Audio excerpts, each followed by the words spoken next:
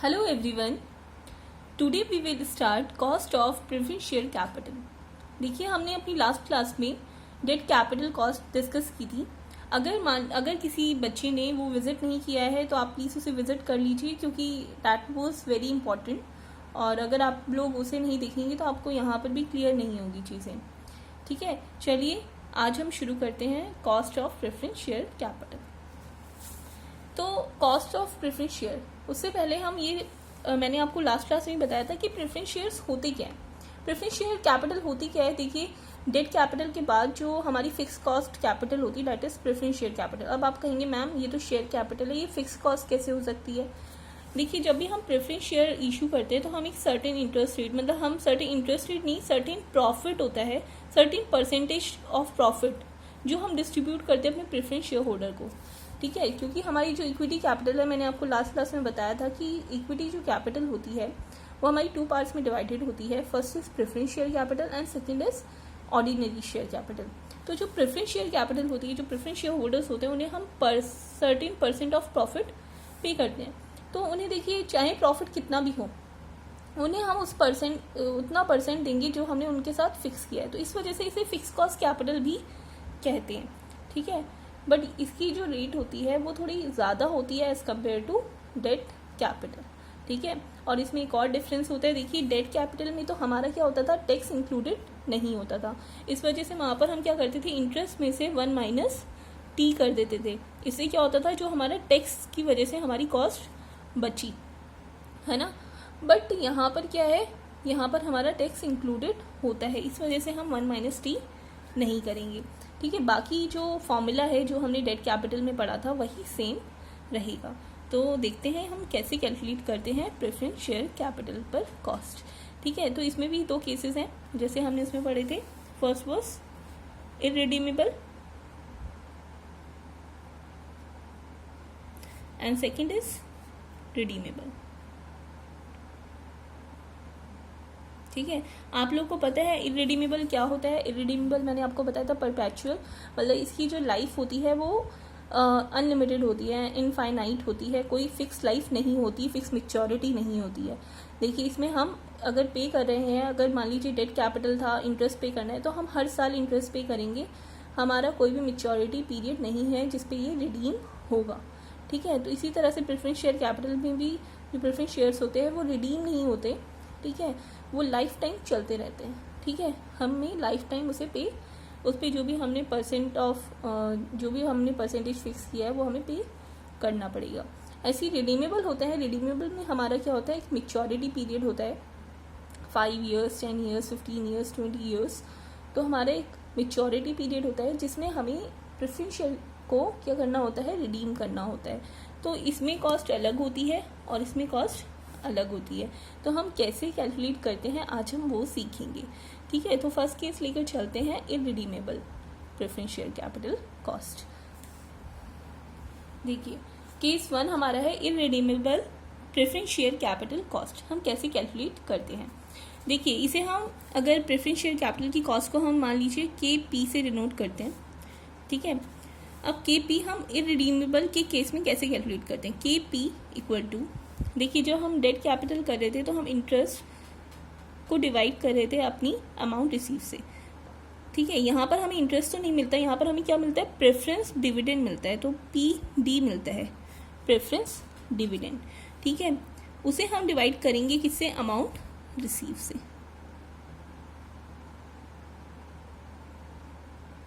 ठीक है, जो भी अमाउंट रिसीव्ड हुई है उसे हम डिवाइड कर देंगे. अब यहाँ पर हमने 1 माइनस टी नहीं किया, मैंने आपको उसका रीज़न पहले ही बता दिया है, क्योंकि इसमें हम टैक्स को इंक्लूड करते हैं तो उसकी कॉस्ट भी हमारी इंक्लूड होगी, वो माइनस नहीं होगी.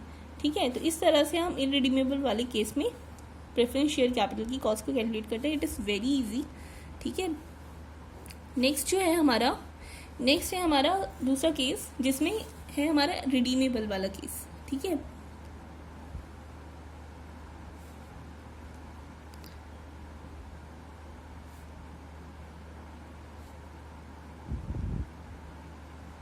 कॉस्ट. ठीक है, ये हम कैसे कैलकुलेट करते हैं कि P इक्वल टू PD, हमें ये तो मिलेगा ही, हमें ये तो देना ही पड़ेगा कॉस्ट में, प्लस हमें क्या करना होता है, जब हम रिडीम करते हैं प्रेफरेंस शेयर कैपिटल को, जैसे कि हम डेट में करते थे, हम क्या करेंगे, जो भी रिडीमेबल वैल्यू है, रिडीमेबल वैल्यू, ठीक है, उसको हम माइनस करेंगे अमाउंट रिसीव से। आपको मैं ऑलरेडी क्लियर कर चुकी हूँ ये लास्ट वीडियो में, बट मैं अभी फिर से बताऊँगी कि ये क्या होता है। इसे हम डिवाइड करेंगे नंबर ऑफ ईयर्स से upon redeemable value plus amount received upon 2। अब आप कहेंगे मैम आपने ये टर्म्स यूज़ कर दिए, ये हैं क्या? तो केपी आपको पता है already, this is cost of preference share capital, PD is preference dividend, RV that is redeemable value, ठीक है, आरवी इज रिडीमेबल वैल्यू।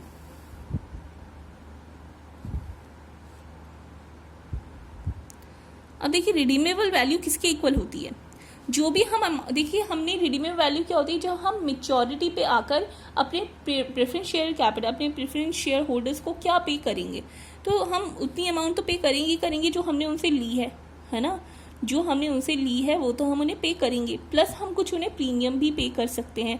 ये कंपनी की कुछ पॉलिसीज होती हैं, वो करती है या नहीं करती है। तो जो एक्चुअल जो रिसीव किया हमने अमाउंट रिसीव्ड, वो तो हम उन्हें पे करेंगे, अमाउंट रिसीव तो हम उन्हें पे करेंगे, प्लस हम उन्हें कुछ प्रीमियम भी दे सकते हैं अगर हमारे क्वेश्चन में हमें गिवन है या कंपनी की कुछ पॉलिसीज हैं तो ये हो जाएगा हमारा रिडीमेबल वैल्यू। अब आप कहेंगे मैं अमाउंट रिसीव किसके इक्वल होता है? देखिए अमाउंट रिसीव जो होता है वैसे तो जो हमने उनसे रिसीव किया है टोटल वही होता है, बट जब हम क्वेश्चन में इसे इंक्लूड करते हैं, देखिए यहाँ पर तो हम जो अमाउंट रिसीव लेते हैं तो हम क्या लेते हैं अमाउंट रिसीव की जगह, अमाउंट रिसीव जो हमें एक्चुअल में रिसीव हुआ। देखिए हमने जो फेस वैल्यू पर लिया, मान लीजिए हमने 100 रुपये का शेयर इशू किया था, बट 100 रुपये का प्रेफरेंस शेयर इशू किया, उसमें फ्लोटेशन कॉस्ट भी लगी या फिर हमने डिस्काउंट भी दिया था अपने शेयर होल्डर को, तो वो एक्चुअल में जो हमें रिसीव हुआ वो सब कट के हमें रिसीव हुआ। तो हमें ये देखना पड़ेगा कि हमें एक्चुअल में रिसीव कितना हुआ।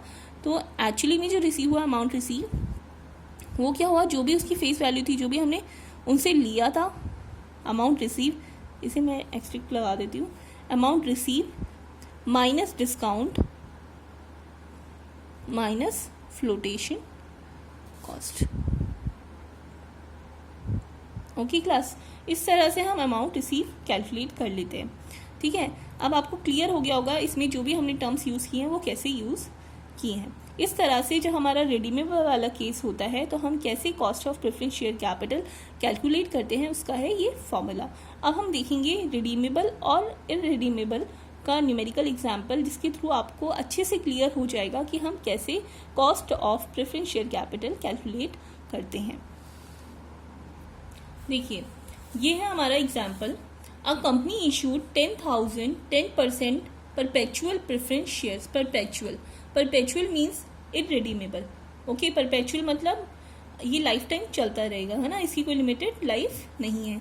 तो क्या होगा, 10% perpetual preference shares of ₹10 each, cost of issue is ₹2 per share, calculate cost of capital if the shares issued at 10% premium. ठीक है, तो हमें क्या क्या गिवन है। अ कंपनी इशू 10,000 शेयर्स, 10,000 ने शेयर इशू किए, 10% की परपेचुअल प्रेफरेंस शेयर, 10% उसकी कॉस्ट है, ठीक है, ऑफ ₹10 ईच। तो 10 रुपये एक शेयर, 10 रुपये का शेयर एक शेयर है और 10,000 शेयर उसने इशू किए हैं, तो उसकी टोटल वैल्यू कितनी क्रिएट हुई, टोटल अमाउंट उसने जो रिसीव की वो उसने की 10,000 इंटू 10, दैट इज 1 लाख। ठीक है, 1 लाख उसने रिसीव किया। ठीक है, अब उसने कॉस्ट ऑफ इशू, अब देखिए रिसीव तो उसने इतना किया, बट उसमें इशू करवाने में उसे ₹2 की कॉस्ट लगी, है ना, ₹2 की उसकी कॉस्ट लगी और पर शेयर लगी, और शेयर कितने इशू किए थे, 10,000, तो उसकी इशू करवाने में कॉस्ट कितनी लग गई, उसे हम क्या करेंगे, माइनस कर देंगे। तो 2 इंटू 10,000 उसकी इशू करवाने में कॉस्ट लगी, है ना, उसे हम माइनस कर देंगे क्योंकि इतना तो अमाउंट उसका नुकसान हो गया। नेक्स्ट उसे क्या मिला है, calculate the cost of capital if the shares issued at 10% premium. 10% premium पे हमने इशू किए, तो मतलब 10% हम उसे और दे रहे हैं, तो 10% हम उसे दे रहे हैं, तो 10% क्या होगा, 1 लाख का, 1 लाख का 10% हमारा क्या होगा, 10,000 रुपये। तो हम इसमें प्लस कर देते हैं 10,000। तो ये हो गई हमारी टोटल अमाउंट रिसीव्ड। ठीक है, ये हो गई हमारी टोटल अमाउंट रिसीव। क्या हुई, 1 लाख, जो हमारे 10,000 इंटू 10 से निकल आया 1 लाख, माइनस जो उसकी फ्लोटेशन कॉस्ट थी, जो उसे शेयर इशू करने में उसे एक्स्ट्रा कॉस्ट लगी, कॉस्ट ऑफ इशू, प्लस हमने प्रीमियम को ऐड कर दिया। तो अब इसे अगर हम कैलकुलेट करते हैं तो हमारे पास आता है 90,000। ठीक है, ये हो गई हमारी अमाउंट रिसीव्ड। ठीक है, और अब हमारा इनरिडीमेबल का केस है, इनरिडीमेबल केस है, परपेचुअल वाला केस है। तो फॉर्मूला क्या लगेगा, KP equal to PD, that is preference dividend upon amount received. बहुत ही इजी है। तो PD that is preference dividend. अब प्रेफरेंस डिविडेंड कितना मिलेगा, देखिए 10% है। 10% किसका, जो उसने अमाउंट हमें दी। अमाउंट कितनी दी उसने, 10,000 into 10 that is 1 lakh. 1 lakh उसे हमें अमाउंट दी, उसमें हमने 10% का उसे पे किया। तो 10% क्या होगा 1 लाख का, 10,000। तो 10,000 हम उसे पे कर रहे हैं। ठीक है, किस पर, जो भी हमने अमाउंट रिसीव की। अमाउंट कितनी रिसीव की हमने, 90,000। ठीक है, इंटू 100, क्योंकि हमें परसेंट में चाहिए आंसर, तो इसे हम कट कर देते हैं।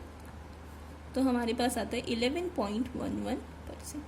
तो इस तरह से हम इररिडीमेबल के केस में प्रेफरेंस शेयर कैपिटल पर कॉस्ट कैलकुलेट कर सकते हैं।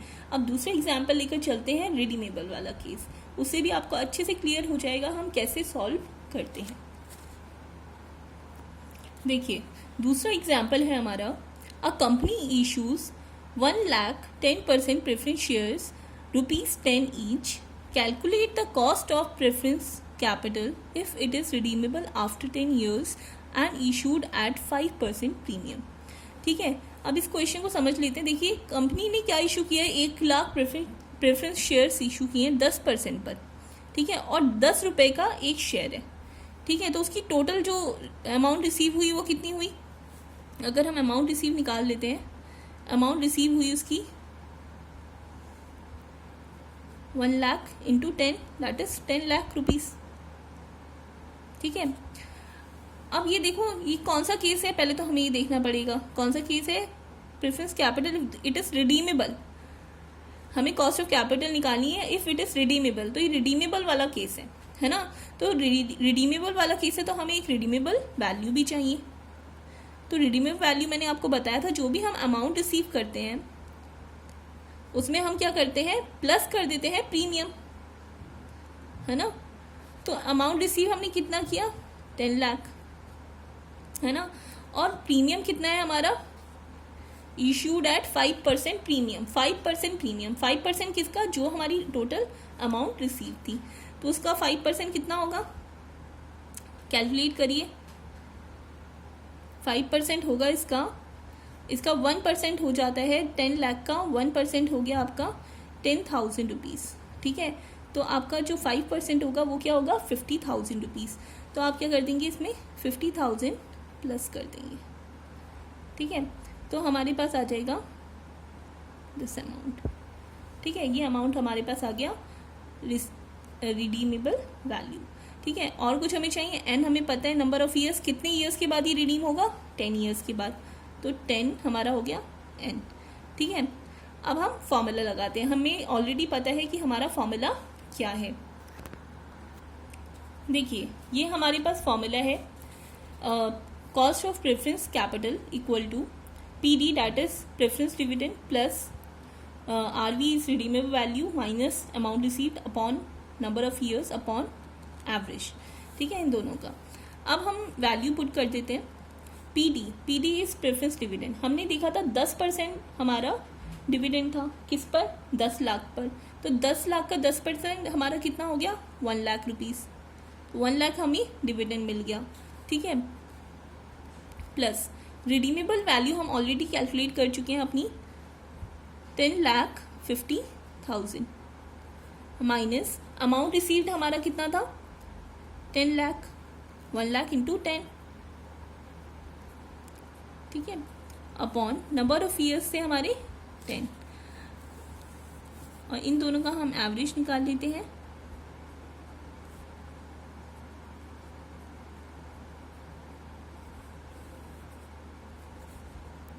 ठीक है, अब इसे सॉल्व करते हैं।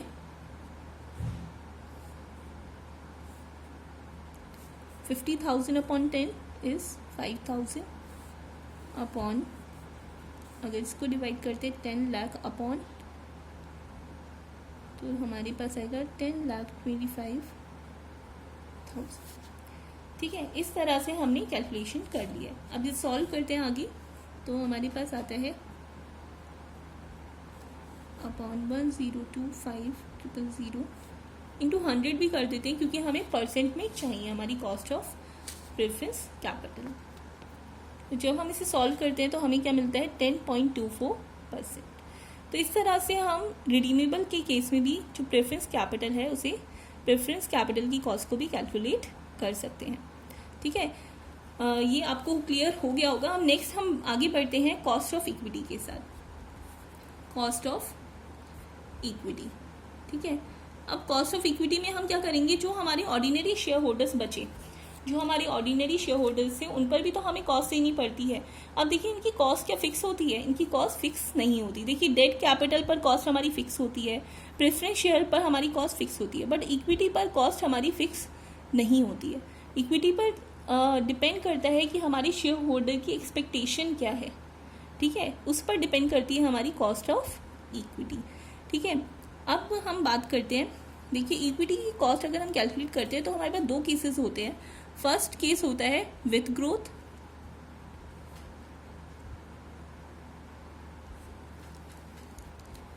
एंड सेकेंड केस होता है हमारा विदाउट ग्रोथ। ठीक है, first case is with growth and second case is without growth. अगर हम विदाउट ग्रोथ की बात करते हैं,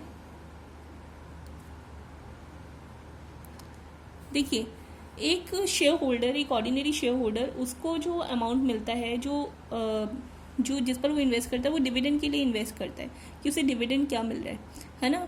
तो अगर मान लीजिए उस डिविडेंड में ग्रोथ नहीं हो रही है, जैसे बिल्कुल भी ग्रोथ नहीं हो रही है, जो इस साल अगर हमें 10% का डिविडेंड मिल रहा है तो नेक्स्ट ईयर भी 10% डिविडेंड मिल रहा है, उसे नेक्स्ट ईयर भी हमें 10% डिविडेंड मिल रहा है, तो कोई ग्रोथ नहीं है। ठीक है, तो वो होता है विदाउट ग्रोथ।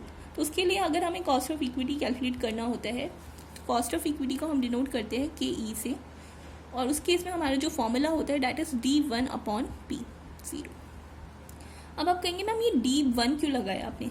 देखिए बेटा, यहाँ पर हम D0 नहीं लगाते, क्योंकि देखिए इनिशियली तो उसको डिविडेंड जो भी मिल रहा है, किसी सिक्योरिटी पे इनिशियली किसी को मिल रहा है। अब मान लीजिए मैंने आज शेयर खरीदा है, मुझे 1 साल बाद उस पर डिविडेंड मिलेगा, मुझे आज नहीं मिलेगा उस पर डिविडेंड, है ना। तो मुझे 1 साल बाद मिलेगा, तो वो 1 साल बाद जो मिलेगा वो D1 है, ना कि D0। ठीक है, एंड P0 क्या है? करंट प्राइस, जो उसका करंट प्राइस है शेयर का। ठीक है, तो ये क्या है? Expected dividend. ठीक है, और P0 क्या है हमारा? Current price of share. ठीक है, क्लियर है। और जो हमें हमेशा जो डिविडेंड मिलता है वो फेस वैल्यू पर मिलता है, जिस पे हमने शेयर खरीदा है। ठीक है, अब ये क्लियर है, D1/P0। ठीक है, ये हमारा होता है विदाउट ग्रोथ के केस में। अगर हमारा ग्रोथ वाला केस है, अगर हमारा विथ ग्रोथ वाला केस है, तो मान लीजिए हमारा G% से ग्रोथ हो रही है, किसमें? डिविडेंड में। ठीक है, डिविडेंड में ग्रोथ हो रही है, ग्रोथ इन डिविडेंड। ठीक है, तो डिविडेंड में G% से ग्रोथ हो रही है, तो हम क्या करेंगे, जो हमारी KE होती है, कॉस्ट ऑफ इक्विटी हो जाती है, वो क्या हो जाती है इस केस में? D1/P0 plus G। हम इस तरह से कॉस्ट ऑफ इक्विटी कैलकुलेट करते हैं विद ग्रोथ वाले केस में। ठीक है, हम क्या करते हैं, D1/P0 प्लस G कर देते हैं। ठीक है, अब हम इसे न्यूमेरिकल की तरह सॉल्व करके देखते हैं, न्यूमेरिकल्स में लगाकर देखते हैं इन फॉर्मूलाज को और समझते हैं कैसे इसे अप्लाई करते हैं। देखिए, ये हमारा एग्जाम्पल है। The company issues 10,000 equity shares of ₹100 each at a premium of 10%। 10 रुपये का शेयर इशू किया उसने, कितने? 10,000, और कितने प्रीमियम पे? 10% के प्रीमियम पे। The company has been paying 20% dividend. 20% dividend pay कर रही है कंपनी इक्विटी शेयर होल्डर्स को for the past for the past 5 years and expected to maintain the same in future. मतलब कोई ग्रोथ नहीं है, जितना अभी पे कर रही है उतना ही आगे भी वो पे करेगी। 20% डिविडेंड पे कर रही है और आगे भी 20% ही पे करने वाली है। ठीक है, तो कैलकुलेट कॉस्ट ऑफ इक्विटी। क्योंकि यहाँ पर कोई ग्रोथ नहीं हो रही है तो हम कौन सा केस लेकर चलेंगे, विदाउट ग्रोथ। ठीक है, तो विदाउट ग्रोथ है तो उस केस में हमारा जो फॉर्मूला लगेगा के ई इक्वल टू क्या हो जाएगा हमारा D1/P0। अब देखिए D1 यहाँ पर जो हमारा डिविडेंड होगा, डिविडेंड क्या होगा 20%, मीन्स 20% हमारा किसका, हमारे शेयर वैल्यू का। शेयर कितना है 100 रुपये का, क्योंकि फेस वैल्यू क्या है 100 रुपये है, तो उस पर जो 20% होगा वो होगा 20 रुपीज़ अपॉन P0। प्राइस कितना है 100 रुपये का शेयर है जो 10% के प्रीमियम पे हम बेच रहे हैं, तो 10% का प्रीमियम भी ऐड हो जाएगा प्राइस में। तो 10% क्या हो जाएगा 100 रुपये का 10 रुपये, तो क्या हो गया 110। ठीक है, इसे सॉल्व कर लेते हैं, इंटू 100 भी कर देते हैं, इसे हमारा परसेंटेज में निकल जाएगा वैल्यू। तो 20/110 इंटू 100, सॉरी तो 200/11, दिस इज 18.18%।